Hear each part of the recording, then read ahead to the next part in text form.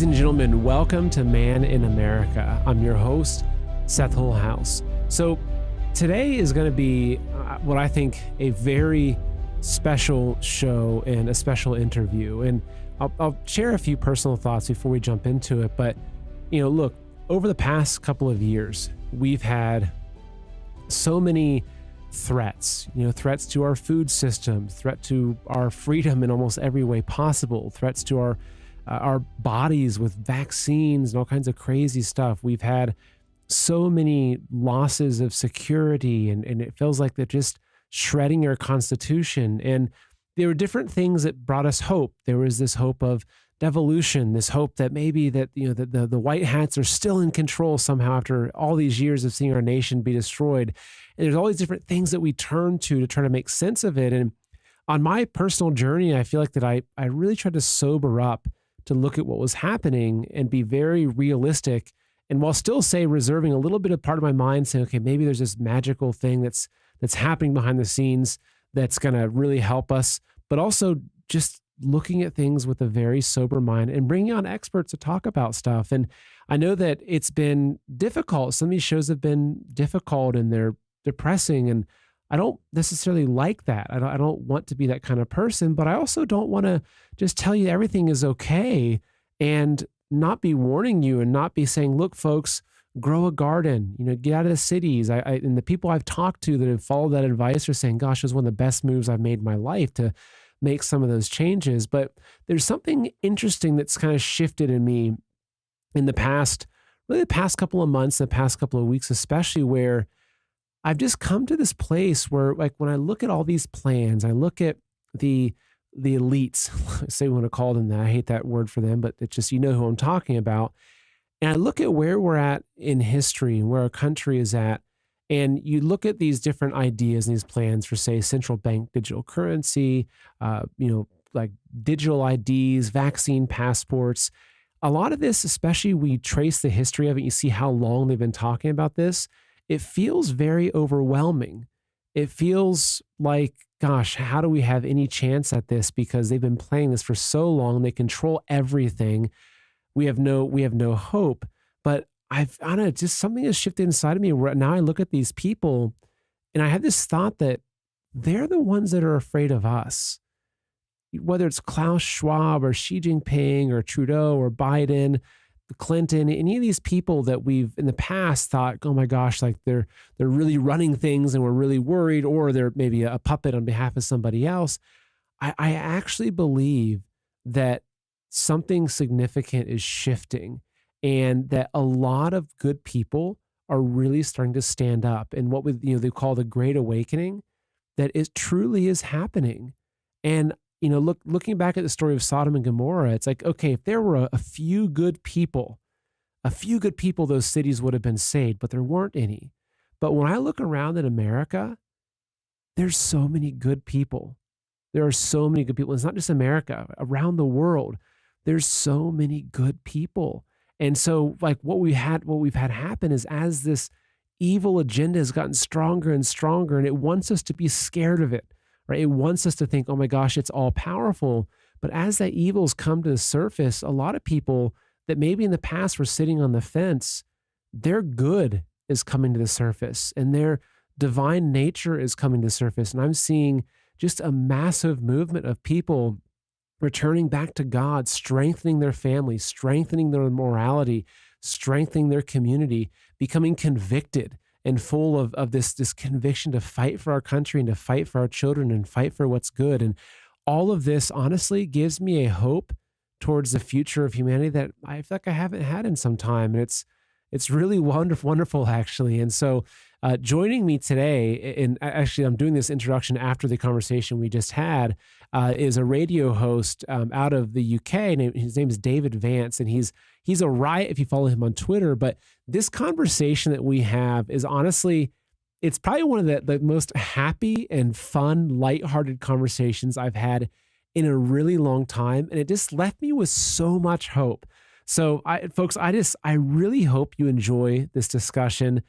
Please, if you want to, share this with your friends and family and say, look, this is going to make you smile. Because honestly, it's such a positive story that we're both kind of telling. He's coming from, across the pond. We're coming together and saying, gosh, we're on the same team. We're the patriots. We're fighting for our freedom, and the elites are scared of us. So anyway, folks, I just absolutely enjoy this. Have a good show, like watching this and listening to it. And I hope it leaves you with a giant smile on your face. So enjoy this interview, folks, with David Vance. David, thank you so much for coming on the show. It's great to have you here. Yeah, no, absolute pleasure to be on with you as well. Thank you so much for the opportunity. Oh, of course. It's interesting because, and for those that are watching or listening, they can say, hey, this guy is not from America, and you're coming from Ireland and the UK. And I think that, but you're me, you're a patriot. You're someone that cares about your freedom, that's fighting for it. And, something amazing is happening. And this is what I really want to hone in on today, is that in the past, when you had tyranny, maybe you had the Soviet Union where it was spreading out into these other countries and they're getting swallowed up by the Iron Curtain, but it was usually very isolated. It was maybe, the Chinese Communist Party and the Chinese, it was the Cambodian government and the Cambodian people. But what's happening right now, though, is that we're in this war, this fifth generation war, where it's literally you and I are on the exact same team.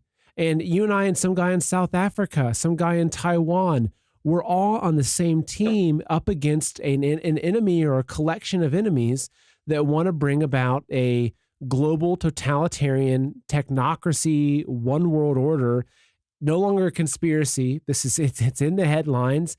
And so, I mean, it's amazing talking to you. And I think that there's a lot of lessons we can take away from that. And also to realize that there's billions of people around the world that are all on the same team. We just have to all come together. I mean, what do you think about that?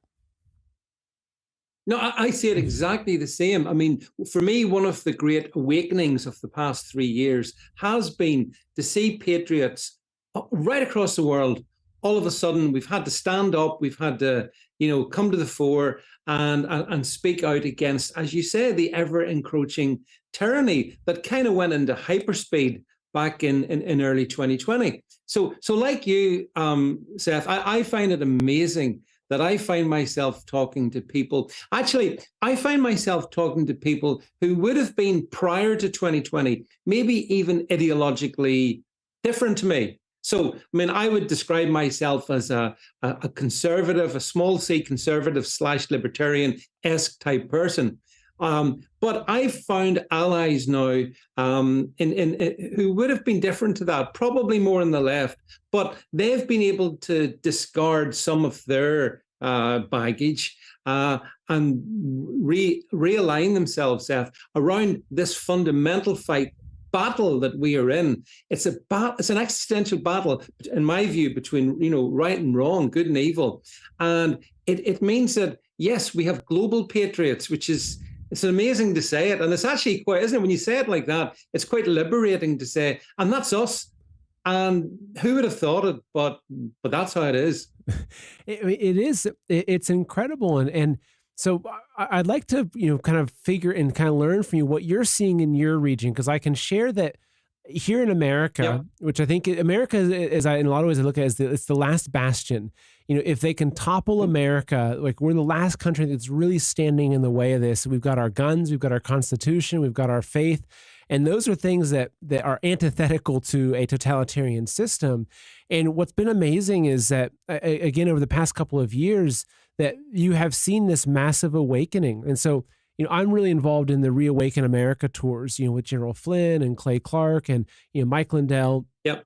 And so we're going to, kind of state by state and speaking. And it's been so inspiring to me because as much as you're seeing this intense evil that is appearing and showing up in our country with drag queen story hour and the transgender movement and the satanic agenda that is now out in the open, it feels like that's gotten very evil. But what I've also witnessed is that as that's gotten more evil, a lot of people have gotten much more good.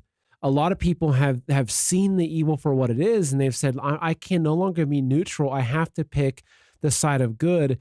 And so I'm seeing this massive revival of people in America that are homeschooling their kids, that are returning back to traditional ways of living, moving out to the country, living off the land, pulling their kids out of the public schools, starting private schools, starting other companies. And it's, as much as it's easy to fixate on the plans of the globalists and the Satanists and forget about this, the beautiful part about it is that as bad as they're making it, there's this equal and opposite reaction of good happening. And I'm seeing it all over the place in America. And I want to see, what are you seeing? 'Cause I know that UK has really been a main target for the globalist agenda. Oh, it is. Well, two responses to that.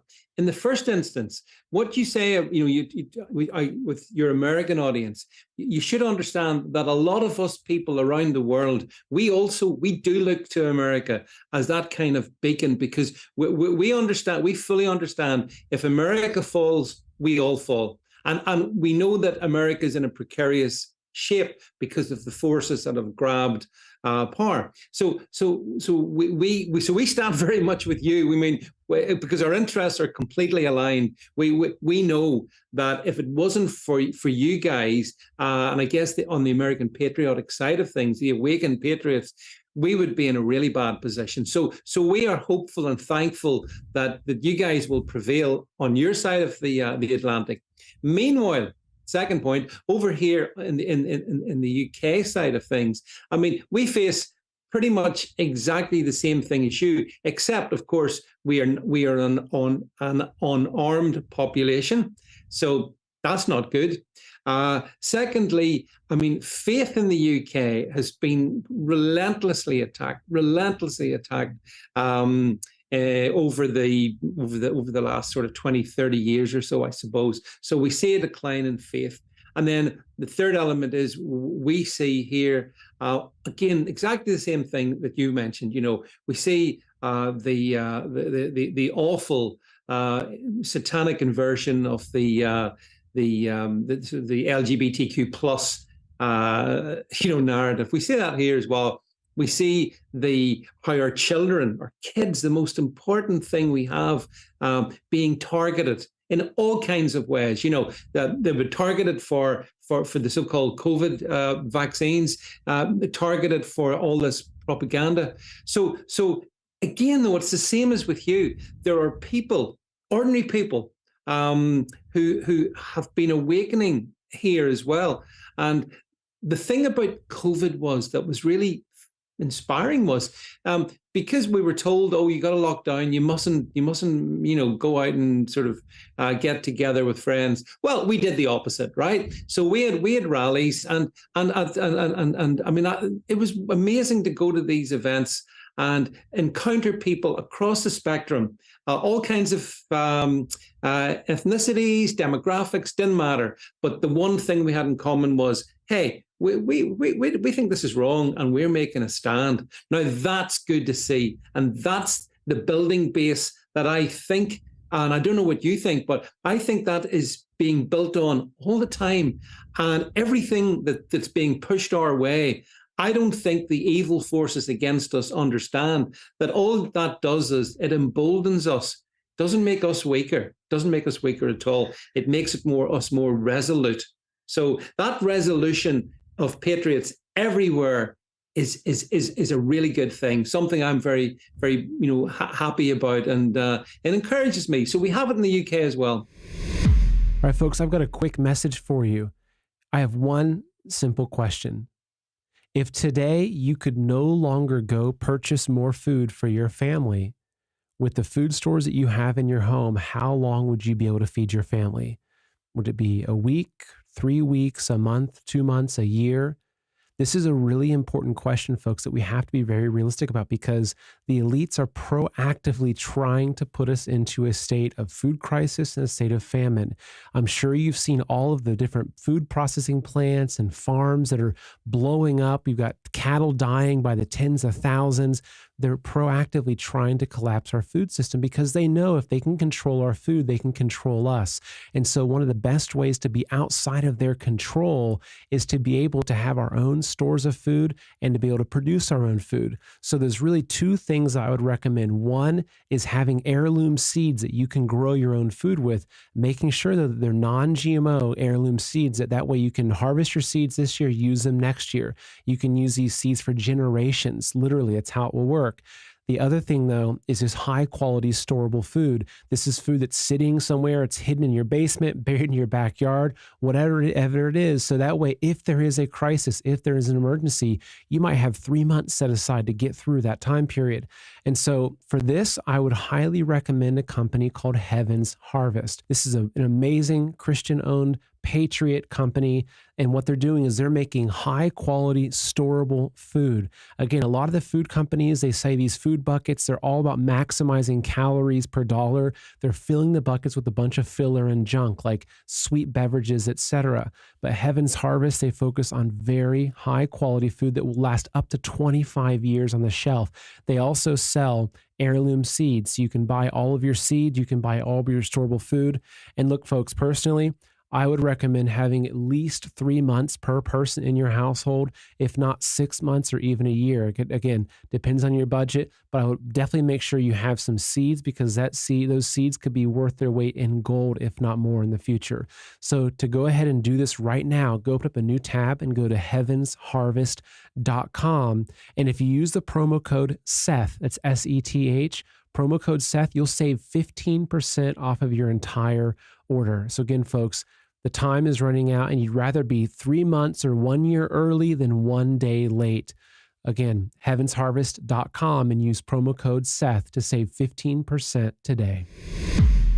Yeah, and it's good to hear that because when I look at the UK sometimes, and typically we see the headlines that about 15-minute cities or the migrant invasion. You see the videos of people getting hit with machetes in the street, and it's like, oh my gosh, But what you talked about this, that you're right. As they push further with that agenda, it emboldens us to push back. I think for a lot of people, they're now getting to the point where they're saying, what's it worth to sit on the sidelines? Like nothing is worth it. I can't let my kid grow up in a future that looks like that. I can't let my kid be convinced, by some, corrupted, pedophile, guidance counselor that they're actually a boy when they're a girl. And I mean, people are really fighting back against that. And that really, that does give me a lot of hope. And I think also a really important point is that, when Trump got into office in 2016, I really believe that completely caught them off guard. Like I believed it was really, in a lot of ways, it was an act of God. Like it was a divine providence that allowed that to happen, because I think that derailed so many of the plans that they had. I think if Hillary would have gotten in, we would be already in World War III. We'd be already in some sort of forced vaccine, social credit system. And it gave us this window, but not only did it give us a window of 4 years of being able to wake people up and seeing that positivity that brought people together, but I also think that what it did is it screwed up their plans. And it's easy to look at these people like Klaus Schwab or Xi Jinping or any of these leaders that we see that represent a threat to our freedoms all over the world. It's easy to look at them and think, oh my gosh, they're so powerful, they're so diabolical, they have all the money, they have all the control. But I'm actually really working on reframing that in my head and thinking, you know what? They're a bunch of idiots. And they're losing this battle and they're frantic and they're scared and they're worried about people like you and I exposing them. It's like we give them too much power by thinking that they're these all powerful people. But I think they're like, they've got bedpans next to their beds. They're just like frightened and peeing in their beds because they're so scared of us. Like that's I think much closer to what's really happening. Yeah, no, absolutely. The big mistake to make is to think that these people are all powerful and that our fate is sealed and that they've got all the answers. The one thing that globalists seem to, the one consistent thing they do that I sort of figure is they overreach. They can't help themselves. They overreach all the time. And of course, there is that kind of, Newtonian law of physics. For every action, there's a reaction. So the more they push us, they don't seem to have figured out, the more we'll push back them. And as you say, and you're dead right to say this, people like Schwab and these other, tyrants all around the world, we're not scared of them. The problem is that the mainstream media is a big problem because they do big these people up and make them seem all powerful. And that's why the work that you do and so many others trying to provide people with different insights is so critical because, again, to my mind, so much of the things that have gone wrong wouldn't have gone wrong had it not been for the mainstream media. But I will say one thing. You mentioned 2016. An absolutely epic year. But there was another thing that happened in 2016, as you may know, and that is not only did Donald Trump get in, which was a fantastic moment, but we in the UK voted to leave the European Union and become a sovereign nation once again. That also caught them out. So it was a double whammy. The Brits did what they shouldn't do and voted to get out of the supranational tyranny, which is the EU. And you guys voted for Donald Trump. I was one of the few people who went on British TV back in 2015 and said, when asked the question, who's going to win, Hillary or Trump? I said Trump. I was laughed at in the studio. I was mocked for saying it. And boy, was revenge sweet. Incredible. And good for you for that too. And so one thing that I remember it. Yeah. I just want to see, from your perspective is because obviously we're seeing that they're pushing, and there's a lot of people that aren't stepping forward, that are just sitting on the sidelines, that are just distracting themselves and wishing things could get back to normal before COVID. But in your opinion, what do you think is the tipping point? Because like here in America, for instance, we're seeing especially with the trans agenda, and June is now Pride Month. So we're seeing, all of these big stores, Target, Bud Light, these big, massive corporations that are aligning themselves with this really dark agenda. But we're seeing massive boycotts, and it's really affecting. They're losing billions and billions of dollars because of it. And so I feel like that, even like my wife was in the local hair salon the other day, and she said, "Gosh, Seth, all the women in the hair salon were having this huge conversation about how sick they were of the trans agenda."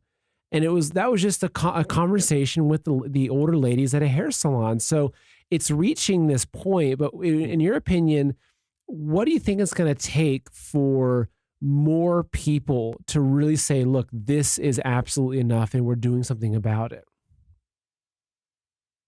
Yeah, it's a great question, because there always is a tipping point, and we know this from history. There's the thing that happens and it pushes everything over the edge. It's also conventionally never the thing that people expect. That's the thing as well.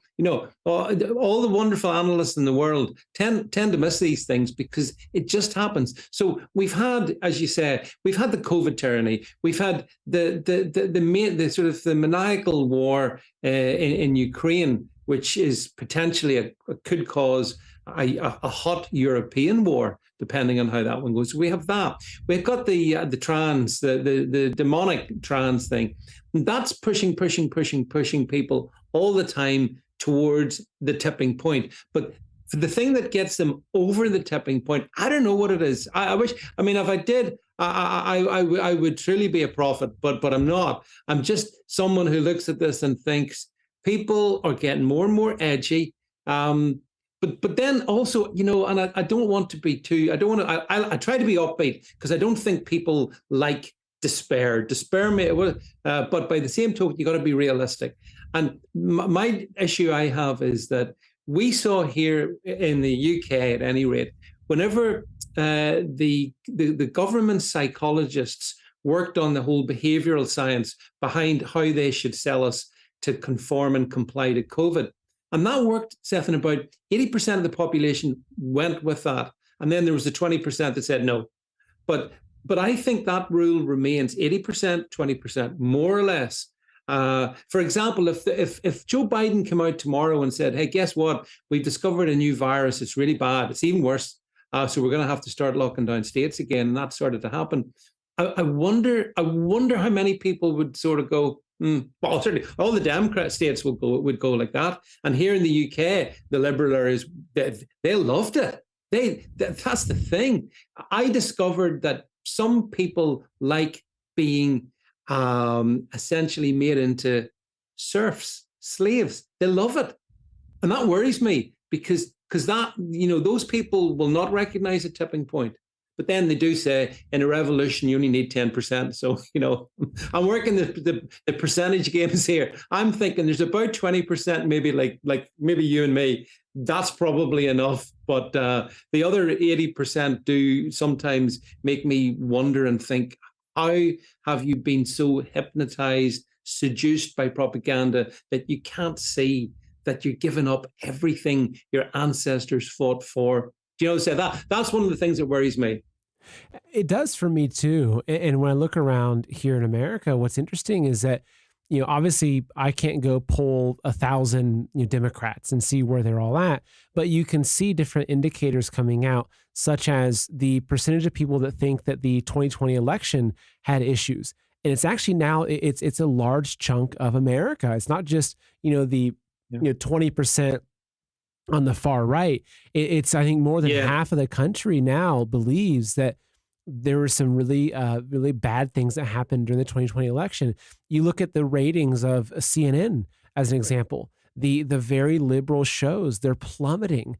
They're collapsing. Vice News, which became a very liberal news outlet, went bankrupt, and then I think it was it Soros that swept in, and I think that bought them up basically. So imagine that. So you can see these different indicators that there is a force. But even another interesting point though is, during the pandemic, the number of new liberals or Democrats buying guns for the first time was skyrocketing. And so the people that, originally would have been the ones saying, look, let's get rid of guns. Guns are evil. They're, you don't need a machine gun to hunt deer, the different arguments that they make. You saw record numbers of those types of folks going and buying their first gun. Like first time, new gun ownership was up to like record numbers during that period. So if you look at all of these things collectively, and this is what gives me hope, because I think that in America, as an example, of course you have that 20% or that portion of people that really see things for what's happening. But I think that here in America, let's just pretend that Joe Biden came out and said, you know what, we're going to be doing lockdowns again. You're going to be forced to wear 3 masks, and there's going to be, vaccine passports. I think that they'd be lucky. They'd be very lucky to get half the people here to comply with it. Because I think that, in terms of that tipping point, I do think that the American people are starting to reach that tipping point. And, the old saying, fool me once, shame on you. Fool me twice, shame on me. Right. So it's like, fool me once. Okay. COVID, fool me once. A lot of people fell for it. They didn't see it coming. Yeah. But now, if they try it again, I think that so many less people are actually going to go along with it. And they're going to have a really hard time, which is going to make them more desperate. And it's going to make them use more forceful actions, which is going to push people back even further. So I really feel like they've lost their grip and that they are going to lose this war against us. And you're right. I mean, a lot of people who I would have seen as liberal have moved much more onto our terrain. I've interviewed Dr. Naomi Wolf a couple of times now, and she was formerly, I think she did some work in the Hillary Clinton campaign, but she's been awoken by all of this as well, and she's sort of come out all guns blazing, and so it's the law of unintended consequences. As I say, I honestly feel they massively overdid it. And maybe they were trying to push us somewhere very fast because they'd planned it for so long with COVID, but they didn't get us there. And I don't think they'll ever get us there again on one of these virus stories. But of course, like as an example, we were chatting before we came on air about lovely weather I'm getting here.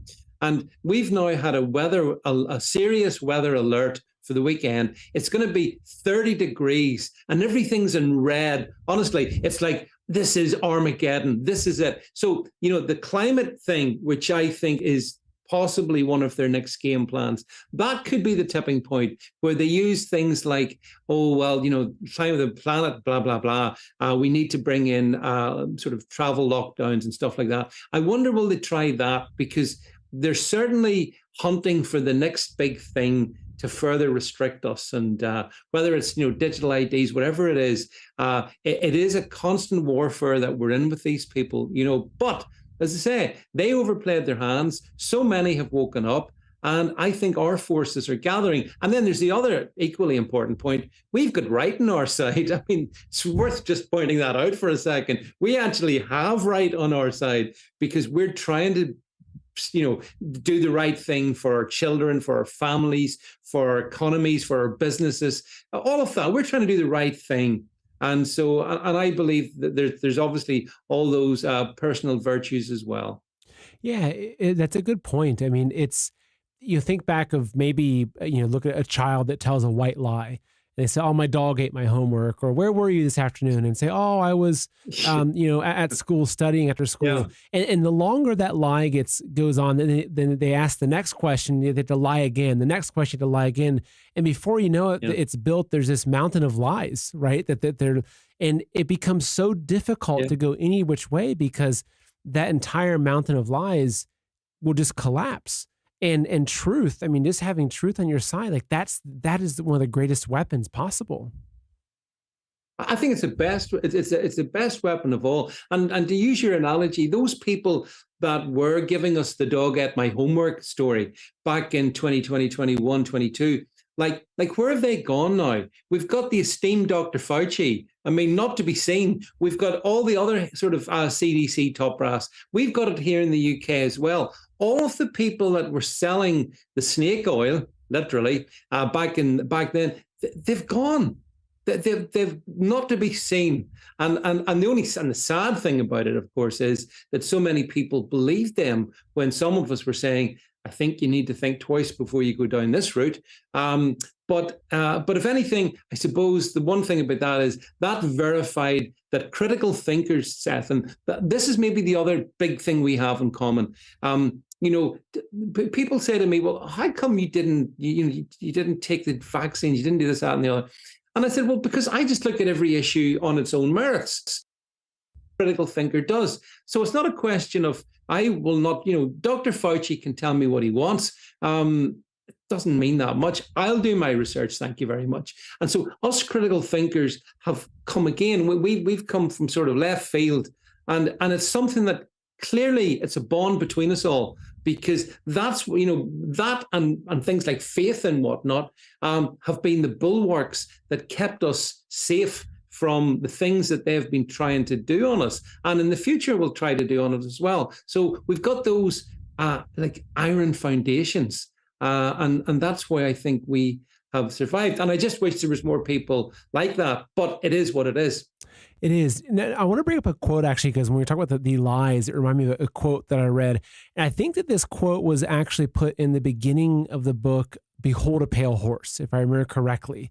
And so I'll bring it up. This is incredible. So this quote is, "One basic truth can be used as a foundation for a mountain of lies.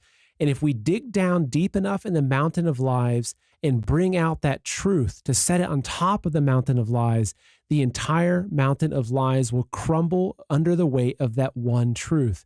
There is nothing more devastating to a structure of lies than the revelation of the truth upon which the structure of lies was built, because the shock waves of that revelation of truth reverberate and continue to reverberate throughout the earth for generations to follow, awakening even those who had no desire to be awakened to the truth."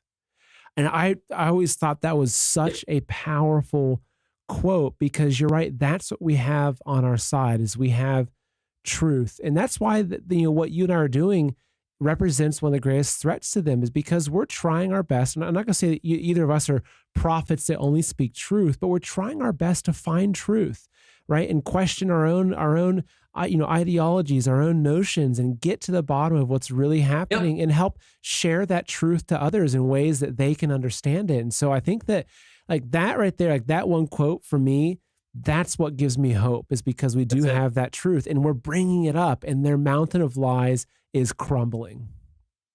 Well, yeah, absolutely. And that once you start to pull apart what the things that they construct, once these little narratives that they put in place or examine, and we've proven to be very good at this, it collapses then, because all of a sudden you oh, hang on a second, that can't quite be the case, and then oh, that's definitely not the case, and so we have applied that methodology to the propaganda that's been absolutely spewed out, especially through mainstream media.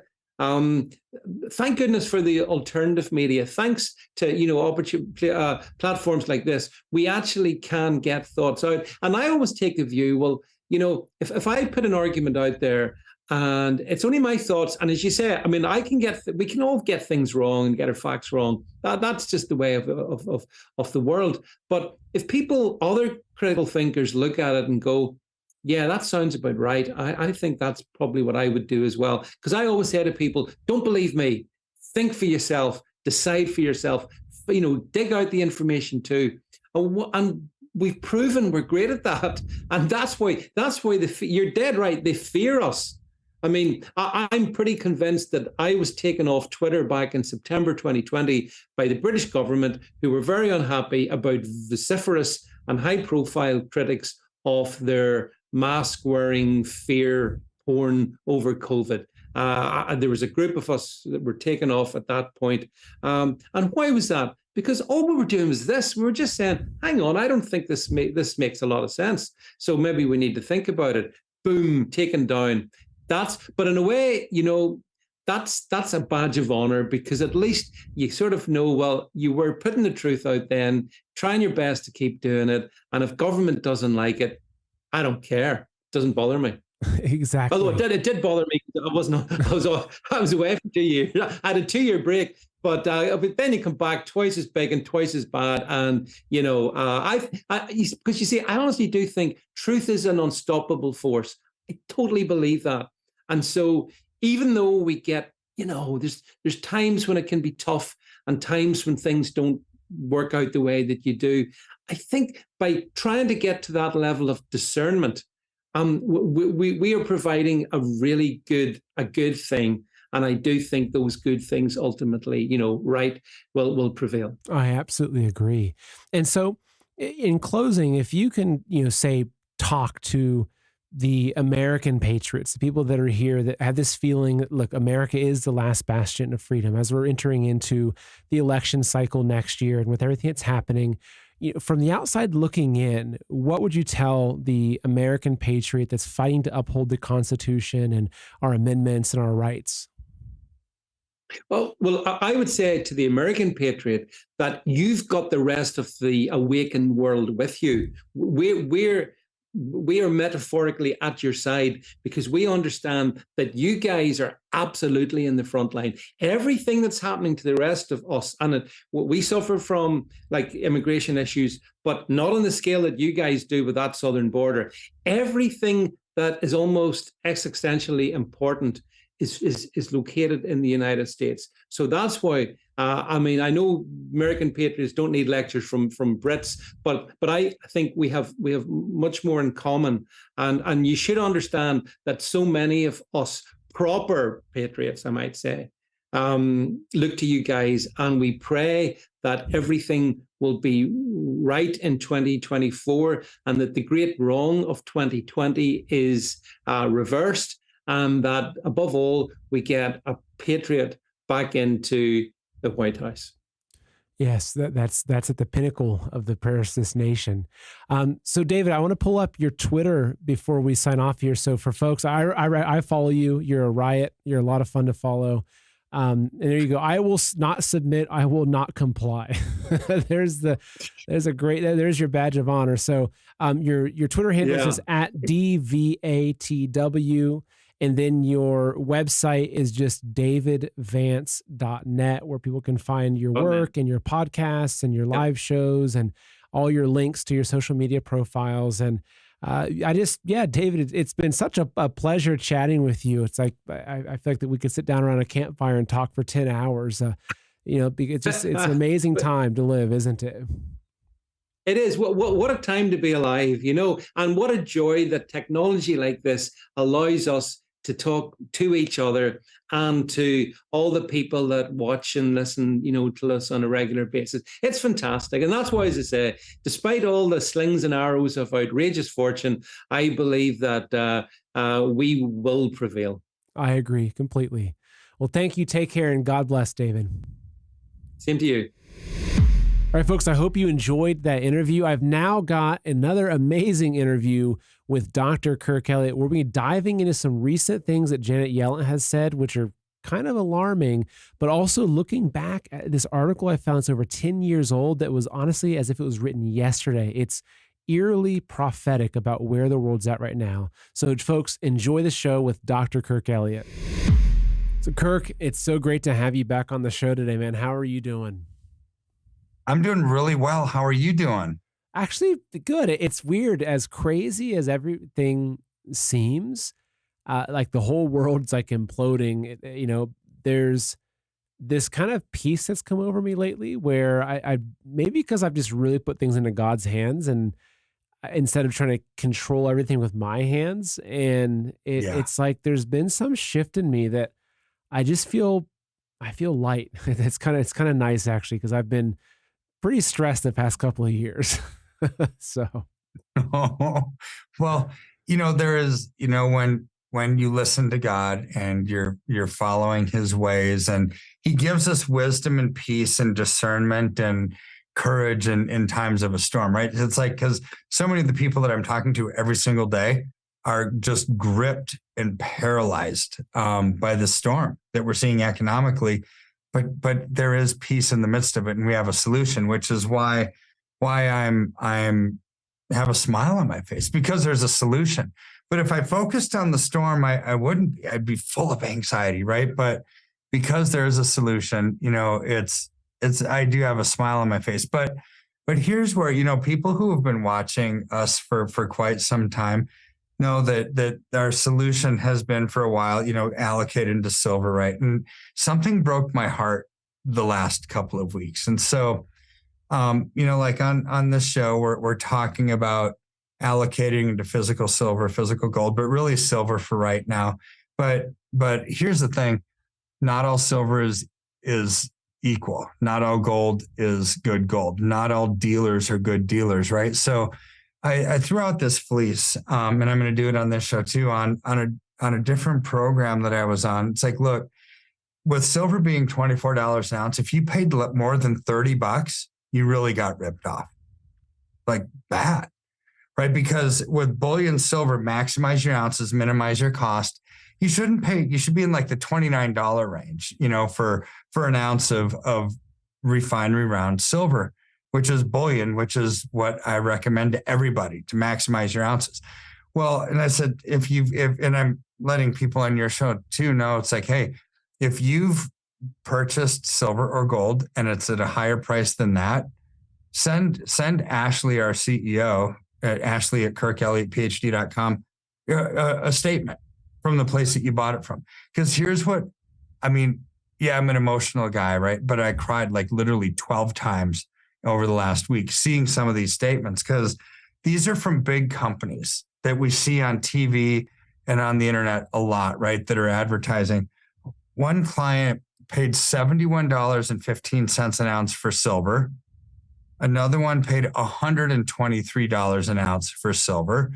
Someone paid almost $3,700 an ounce for gold. Gold is less than $2,000 an ounce, like almost double, right? And then the icing on the cake, but I'm seeing between $70 and $90 an ounce silver is almost like the norm on these portfolios. But the icing on the cake was $999 an ounce silver, and it wasn't even an old rare coin. It was like a 1996 proof silver eagle. It's like, what? For disgusting. Almost $1,000 an ounce? An ounce for a modern day issue silver eagle coin that was in, MS-70 proof condition. It's like, here's the garbage behind that. If it's modern day issue, if it's done by a mint press, modern day, it should be in perfect condition, unless there's something wrong with the mint press, right? So whenever you have these advertising gimmicks, but here's the sad part: these people have been working their whole life hearing you and I talk about silver, gold, and happened to hear it on another show and bought it from a place. It's like, and then they totally got ripped off. The sad reality is staying in those things, they will never, ever, ever, ever recover from that. Like ever. So the only way to get out of it, and we're helping so many clients do this, is to liquidate those, take a loss, go into bullion that's going to go up dollar for dollar with the markets. And over time, as silver doubles, triples, or even more, that's how you can overcome that. But I'm looking at these and it's like, I don't know how these people that are selling this garbage, which it is, can sleep at night. I mean, it's disgusting to me. And the only time somebody should actually pay $999 an ounce for silver is if you're like a collector and you've got some really rare piece of something, right? I mean, you worked in the jewelry industry, and there's sometimes if you know what you're doing and you are a collector, then yeah, that would be fine. But I'm not a collector. I'm an investor. Buy low, sell high, minimize your risk, maximize your return. At some point, you're going to sell that at some point down the road. So you can't ever make a profit like on some of these things. If you're looking at a collectible as an investment, they don't operate the same. Right. And so I'm just mad because some of these are in people's IRAs accounts. That's not for a collection, right? That's an investment.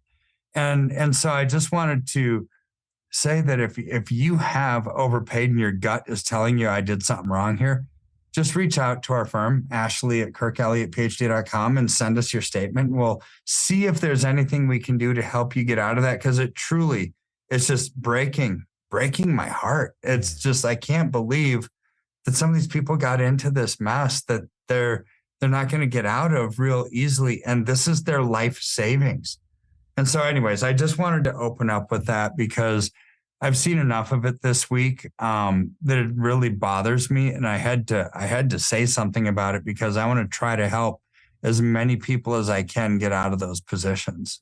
And I know that you said you actually helped a couple people undo the sales, like basically because that's serious. And it's funny because, I worked in the jewelry industry for quite some time, and I saw the same thing happen all the time where, on both ends, I was involved in a lot of people that were buying jewelry from the public, and I'd had to have these dealers coming, and they would have, say, like $100,000 sapphire ring, right? That at a wholesale level is $100,000.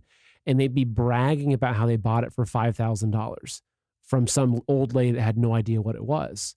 And to me, like, that was just, it was robbery. Like, that was not how I did things. Like, for me, it's like, I'd be like, okay, well, it's worth this much, and I'm going to pay you this, this much, so I can still trade it and make a profit. But I just saw that where there's a lot of money involved, especially in a very unregulated industry, no one's going out and buying an apartment that's only worth $500,000 and paying $5 million for it, but right. A lot of people will go out and pay $5 million for $500,000 in jewelry or $500,000 in precious metals because it's high value assets that you can't go onto Zillow and do a price check on. So a slick salesman, especially for an older person that's sitting at home watching their favorite podcaster, and he's saying, hey, use this gold company. And they're like, oh, okay, I trust that company because that person trusts them.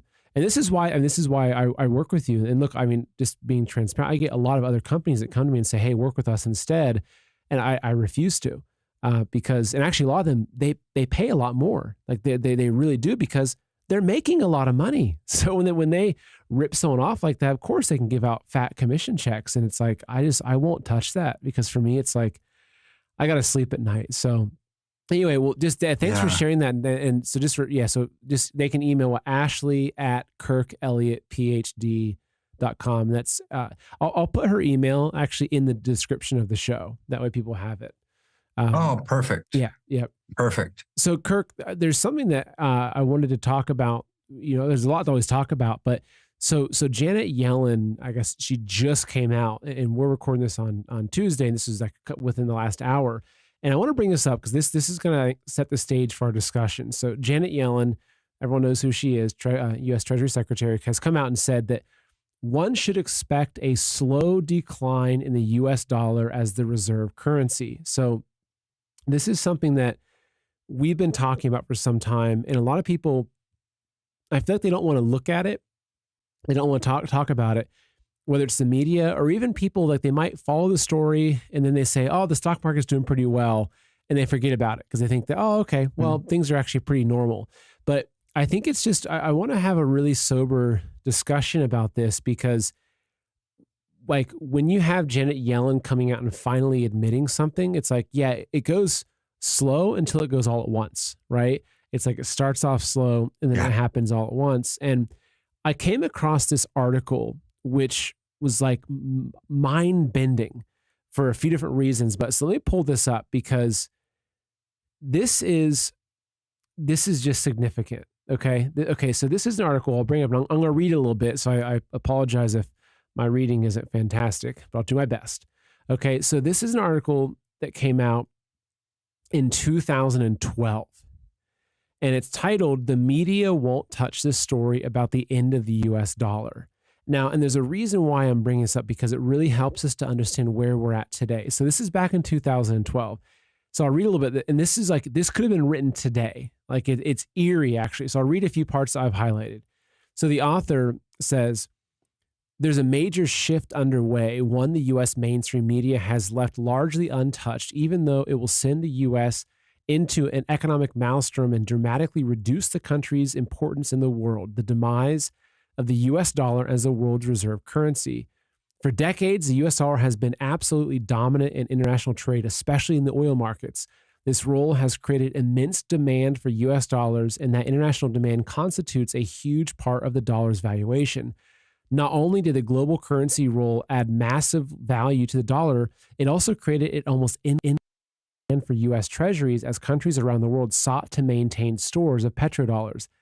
The availability in all this credit, denominated in a dollar supported by nothing less than the entirety of global trade, enabled the American federal government to borrow without limit and spend with abandon. The dominance of the U.S. dollar, the dominance the dollar gave the United States incredible power and influence around the world. But the times, they are changing. As the world's emerging economies gain ever more prominence, the U.S. is losing hold of its position as the world superpower. Many on the long list of nations that dislike America are pondering ways to reduce American influence in their affairs. Ditching the dollar is a very good start. Over the past few years, China and other emerging powers such as Russia have been quietly making agreements to move away from the U.S. dollar in international trade. Several major oil-producing nations have begun selling oil in currencies other than the dollar, and both the United Nations and the IMF have issued reports arguing for the need to create a new global reserve currency independent of the dollar. So I'll jump down a little bit here and read this section. So as nations continue to pursue increased bilateral trade, at some point they will decide that involving U.S. dollars in every transaction is unnecessary and expensive, and they will ditch the dollar. So it says the value of the U.S. dollar, this is a key paragraph here, the value of the U.S. dollar is based on this role as the conduit for global trade. If that role vanishes, much of the value in the dollar will evaporate. Massive inflation, high interest rates, and substantial increases in the cost of food, clothing, and gasoline will make the 2008 recession look like nothing more than a bump in the road. This will be a crater. The government will be unable to finance its debts. The house of cards built on the assumption that the world would rely on the U.S. dollar forever will come tumbling down. It's a scary proposition, but don't bury your head in the sand because countries around the world are already starting to ditch the dollar. Russia and China are leading the charge. More than a year ago, the two nations made good on talks to move away from the dollar. Similarly, a new agreement among the BRICS nations promotes the use of their national currencies when trading instead of the U.S. dollar. So I definitely want to hear your thoughts on this, Kirk, but I have a few comments just based on a few particular paragraphs. So, for one, it's like if we're looking at this and we're saying, okay, they saw this was coming and there's these early warnings, and it's like, is it the cart before the horse? Is it that everyone looks around and says, okay, the dollar has bottomed out, it's no longer the reserve currency, because you're watching the dollar specifically, or is it the indicators that you're seeing? And so, like right here, and again, this is 10 years ago, they're saying that if the role vanishes, if the dollar loses that world reserve currency status, much of the value will evaporate. So they're saying at that time there's going to be massive inflation, high interest rates, and substantial increases in the cost of food, clothing, and gasoline. So it's like if you look at that as one example, it's like 10 years ago, or say 12 years ago when this was written, we weren't experiencing massive inflation. We weren't experiencing high interest rates. We were experiencing, Right. crazy prices of food. And while they've blamed a lot of these things on the Ukraine war or something else, like, to me, kind of pulling this together, it's like what they've been warning about, like, it's here, like it's on our doorstep. And it's easy to say, well, yeah, they've always been warning about that. And that was over 10 years ago. And it's the same old song and dance, the dollar's collapsing. Well, it's almost like looking back 10 years ago and saying, Alex Jones was warning us about a pandemic and forced, jabs, right? You can look back at that and say, well, that was 10 years ago. He's always saying that. Or you look at it and say, oh my gosh, he was right. How did he know what was coming? And I feel like that's more the case when we look back at this and say, oh my gosh, like, people have been warning about this. And while the timing may not have been immediate, like, everything that they're talking about is now coming to pass. And so I'd love to hear your thoughts on that. And sorry for kind of hogging the line for that moment, but I really wanted to frame this discussion. No, it's perfect, because some of the stuff, it's not prophetic, right? It's just math, right? So as you start to see, okay, and how do I put it into historical context? Every country that's had a world reserve currency has had a lifespan, right? Throughout history, we're not the first one. The US dollar is not the first world reserve currency. Before us, it was the United Kingdom. Before the United Kingdom, it was like Portugal and Spain, and you had Greece in there, and the Dutch currency, right? But the average lifespan, or the range, goes from 45 years to 110 years. But why? Why do they span out? Well, it's because to produce enough currency to actually fund all oil settlements, like with the petrodollar, or all international settlements of anything between countries globally, you have to print more than what you need for domestic use. Well, over time, people say, wait a second, America, you're printing way too many dollars. You're flooding the world with this stuff. You're creating way too much debt. We got to have another reserve currency. You squandered your time in the sun. And if I were a policymaker in America, I would say, wait a second, we had to, right? It's just, we have to print more than what we need. That's what the world's reserve currency is. But during that time, you've got built-in demand for your currency, so you can amass, like we did, $32 trillion worth of debt. You can fund all these expenditures. You can have Social Security, Medicare, Medicaid, women, infant, children programs, food stamps. You can fund all these stimulus programs and earmark things and everything else, right? And you still have built-in demand for the currency. Well, once that changes, because the rest of the world says, flooded the market with it, we're going to go to somewhere else, it just happens. Right. I'm sure that the United Kingdom didn't like it when the British pound sterling was no longer the world's reserve currency, because then they had to print with discretion, or else different than Venezuela, Argentina, Cyprus, Greece, right? Or prior to them, the Spanish currency or the Dutch guilder, right? It's like, it just happens. And so we happen to be the generation that's alive while this is happening. So during this time, we're amassing debt. Our debt grew greater than our GDP, so we now have more debt than we have gross domestic product 100% of the time throughout history. And I'd like to look back, because I can't remember off the top of my head. I bet our debt was approaching gross domestic product numbers when that article was written, because that's a for sure sign. 100% of the time, like not even apart, 100% of the time when that happens, country's currency ceases to exist or it fails. Right. So that's not good odds to overcome. So whoever was writing that knew history and knew what happens to countries when their debt surpasses their GDP levels. And we did. We're now at 120%. It's like, dude, we went way past it. Right. So there's no way that we can Kirk, economically. Here you go. Here's a debt versus GDP chart for the past since 1970.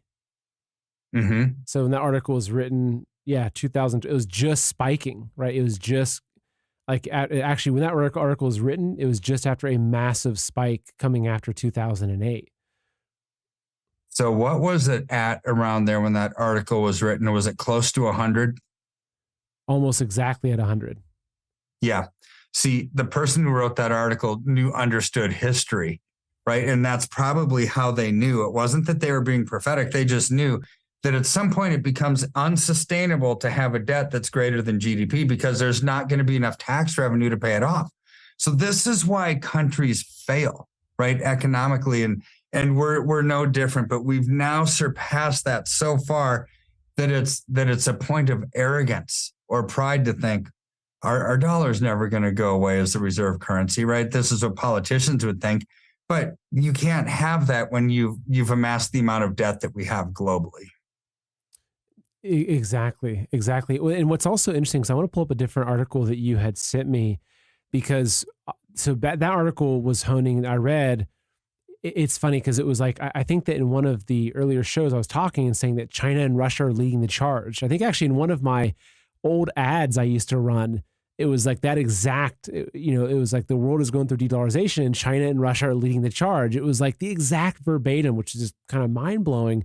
But you see that in that article and a lot of our discussions is it's these BRICS characters that are at the forefront of that. Like they're the ones that are building this new system. They're the ones that are leading the charge. And really it is China and Russia, kind of at the head of leading BRICS away from the US dollar. But what's interesting is that you shared this article with me. I'll pull up right here, which was the one about Humpty Dumpty. But then within that article though, you have this chart, which is showing the largest reported gold buyers in tons from 2010 to 2022. So tell us about what we're seeing here. So you look at that's a 12-year span, and look at the people that are buying or the countries that are buying gold. You've got Russia at 1,400 tons. You got China at almost 1,000 tons. You've got Turkey in there. You've got Kazakhstan, Uzbekistan, right? India. Where on that list, Seth, is Germany or the United Kingdom or America even? It's like, what's crazy is they're not on that list. If I look at it, and you see BRICS, okay, Brazil, check, Russia, check, India, check, China, check, and where's South Africa? Oh yeah, South Africa doesn't need to buy gold because they're mining all the gold, right? Because they're sitting on all kinds of gold. So it's like, gosh, this was even. Again, this is from 2010 to 2022. That article came out in 2012. It's like you can see, it's like everything is happening right in front of us. And yeah, I think a lot of people, especially when the stock market's doing well, it's just so easy for folks to be like, oh, the dollar's fine, the economy's going well, and the CPI numbers weren't quite as bad as they thought they were going to. But there's a storm brewing, and it's the indicators are all over the place.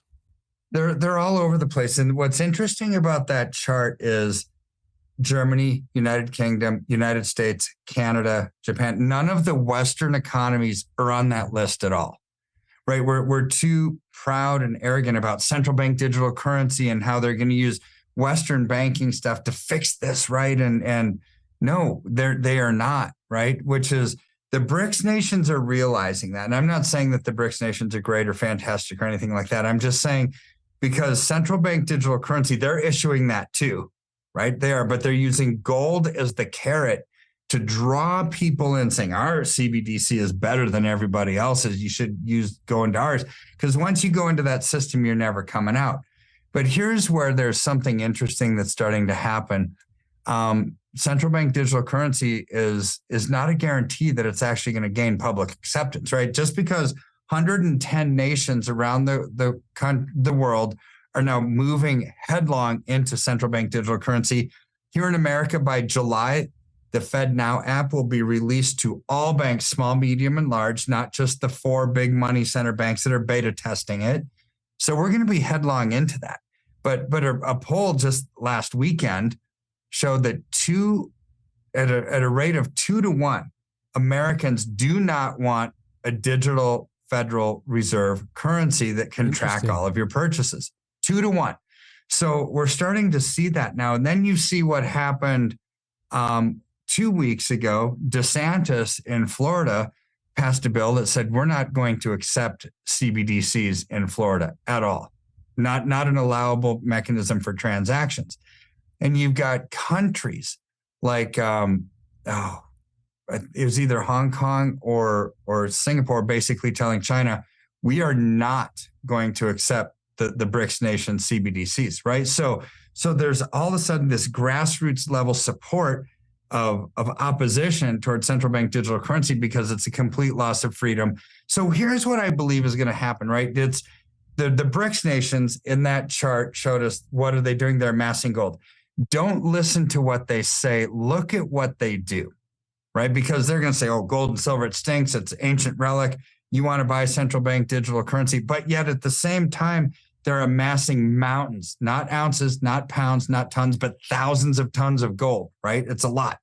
So, and when they do that, they're telling us what they're projecting is, A, we're going to see problems with central bank digital currency and we want to backstop it. Or B, they realize the only way to get people to accept it is by giving them something that they want, that there's accountability and transparency for, which would be gold, right? And the arrogance of the Western nations not even having any of it is actually, I think, a foreshadowing of problems to come as well, being that the central bank, as we know it, the Federal Reserve, it's hitting the skids. And we're seeing all of the spending. We're seeing America's debt surpass their GDP. We've got some serious problems. But still, people are kind of have faith and confidence in the U.S. banking system, right? Well, I think that's about to fade.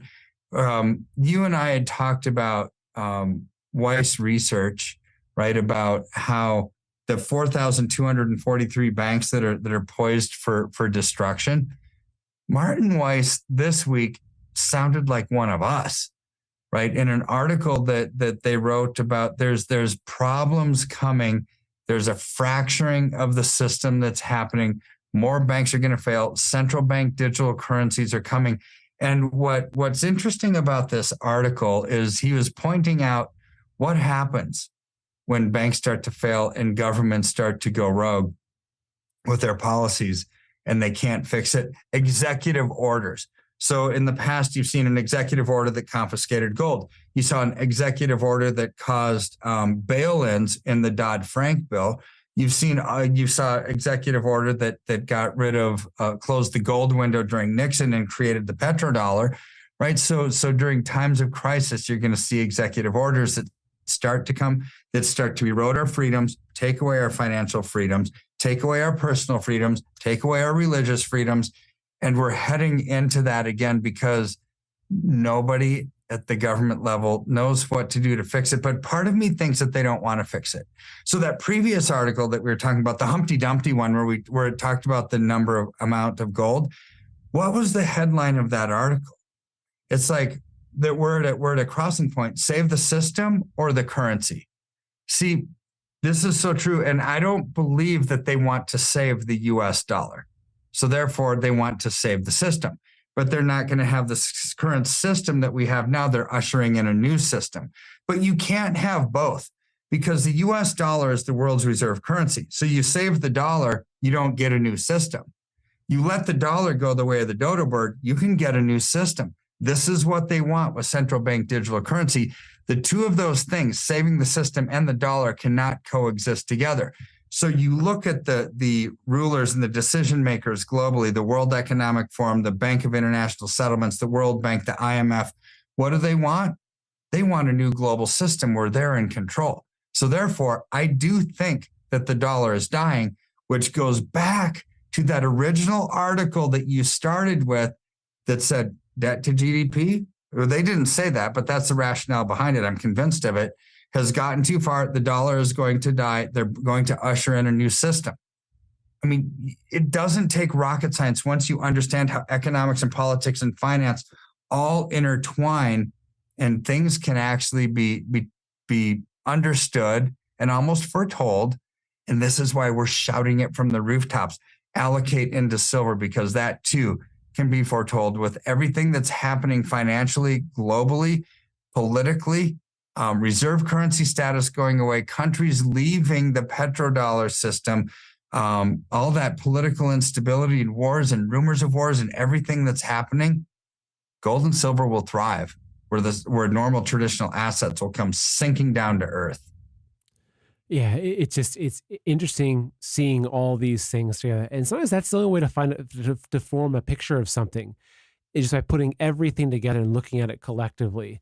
And so, well, I want as I mentioned before, I'll put Ashley's, who's your CEO, I'll put her email in the description to the show. So folks, that if you look at, if you've made a purchase of gold and silver recently, even a year or 2 years ago, whatever, and you want, an independent eye looking at it.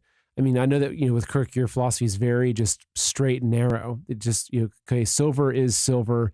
There's a small premium that is always going to be on silver, but there's anything beyond that is highway robbery.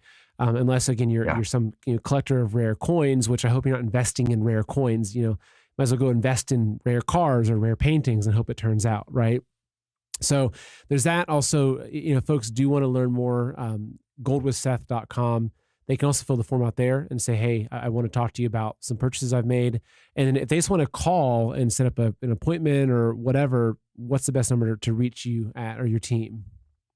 Yeah, call 720-263-0010. That's actually my personal cell. If you can't get in touch with Ashley, then you can actually text me those forms too. But to set up an appointment, to reach one of our people, 720-605-3900. That's 720-605-3900. Get on our calendar, talk to one of our advisors, and, we'll dig deep into what you want to do. Listen to your goals, your dreams, your aspirations, your fears, and map out a strategy for success moving forward that can get you into the right place at the right time. Great. Well, Kirk, thanks again, man, for coming on. It's always good to have you, and I'll see you next week, man. Take care. It's my pleasure. We'll talk to you soon. All right.